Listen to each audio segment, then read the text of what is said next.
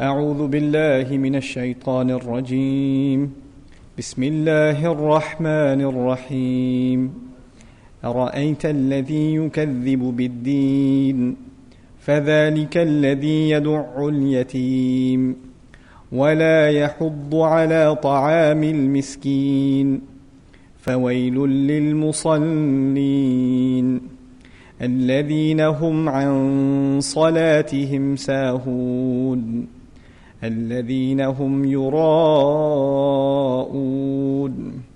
ويمنعون الماعون.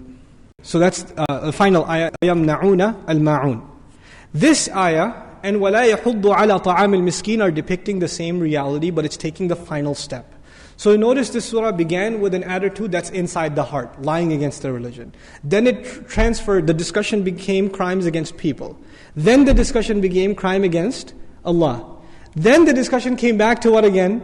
Crimes against people. The two things are intertwined with each other. You cannot separate them. They have become inseparable entities as far as Allah Azza wa Jalla is concerned. And people try to separate these two things. You know that? People say, I'm a charitable person, I'm a good person, I just don't pray. Right? And then there are people who pray very, very regularly, but they're horrible to their family and to the needs of the needy, and they're greedy in their wealth and cheat in their businesses, etc., etc. People try to separate these two things. What does Allah do in this surah? He makes the two things inseparable. You can't separate these two things.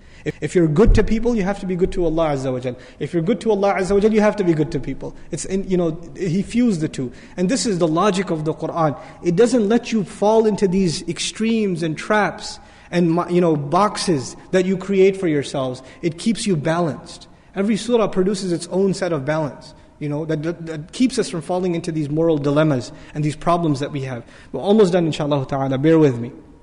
Al-Ma'un. One of the description of Al-Ma'un, and by the way, وَيَمْنَعُونَ الْمَعُونَ, and they forbid Al-Ma'un. Ma'un has been interpreted by many scholars, even some Sahaba, as zakat. Also, very interesting definition from a literary point of view. هُوَ مَا لَا يُبْخَلُ بِهِ كَالْمَاءِ وَالْمِلْحِ وَالنَّارِ. It is that which you cannot possibly be cheap in, like water. You can't possibly be cheap in it. But Allah says at the end of this surah, they forbid even ma'un. They are that cheap. They are that, hard of the heart. It's not even bukhl here. There's something more here. They can't see a smile on somebody's face. They can't find themselves doing something good for someone. The first thought that comes in their mind is, why should I help him? Why should I help you? Why should I give you some help? Why should I give you a ride? I don't care. I don't owe you anything. I don't need this. This attitude, not that I can't, not that you need to use it if you don't use it. I just don't want to. I don't like you. I don't want to help you. This is, qaswat al-qalb, the hardness of the heart. Meaning Allah mentions things one after another that make your heart harder. And it comes to the point where even somebody asks you for something small, they ask you for a napkin, they ask you knock on your door from the neighbor and they say, can I have some salt? No! And you slam the door in their face. Think they're going to get salt from me? Pathetic. This is a pathetic attitude. But this is how low a person will reach. And you call yourself leaders, you call yourselves custodians of the house of Allah. Allah Azza wa Jalla says, أَطْعَمَهُم مِّن جُوعٍ in the previous surah. I fed you. I gave you food. And you're going to act like this? It's like it's yours? You can be like this if it was yours. I gave you the food. And you're going to hold it back like this? SubhanAllah, the contrast between what Allah demanded, what He gave them, and the behavior that they're showing. So, this surah, as far as the teachings of the deen, one of the core teachings of the deen, even if you don't remember the ayat and the proofs and the evidences, the teaching, the lesson for life in this deen is essentially very, very simple. The two things that will keep your heart soft and prove to you that you are not in denial of the final reward and punishment. The deen, that deen. The two proofs of it are how you pray and how much you give.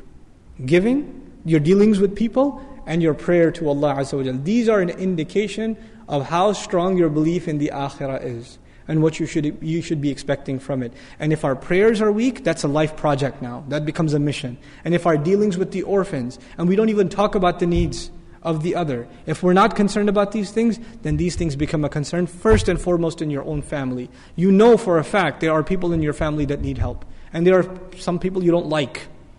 You don't like your cousin, you don't get along with him, but he needs help. You don't like your aunt, she yells at you, she's annoying, but she needs help, she's financially in need. These people deserve it no matter what, because you're not doing it for them. You're doing it because it proves to you for yourself, and inshallah ta'ala it's a case with Allah that you believe in being paid back in the end. May Allah Azza wa Jal make us of those who believe truly in our hearts. May Allah Azza wa Jal correct our prayers and keep them from these despicable acts. May Allah Azza wa Jal make us the best to each other and to all of humanity, and make us living models of the beauty of this deen. Barakallahu li wa lakum fil Qur'an al-Hakim, wa nafa'ni wa iyyakum bil ayati wa dhikri al-Hakim. Wassalamu alaikum wa rahmatullahi wa barakatuh.